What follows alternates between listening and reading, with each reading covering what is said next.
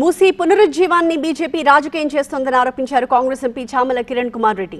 మూసీ ప్రజల వాస్తవ పరిస్థితిని నేతలు తెలుసుకోవాలన్నారు. అయితే ఆయనకి కౌంటర్ ఇచ్చారు బీజేపీ నేత కాసం వెంకటేశ్వర్లు. వాస్తవంగా మూసీ ప్రక్షాళన అవసరమా? వాళ్ళ నిజంగానే వాళ్ళ బతుకులు బ్రహ్మాండంగా ఉన్నాయా? వాళ్లకు అక్కడ ఉన్నటువంటి మూసీ మీద ఉన్నటువంటి పరిస్థితులన్నీ అనుకూలంగా ఉన్నాయా లేదా అని తెలుసుకొని వస్తే తప్పులేదు.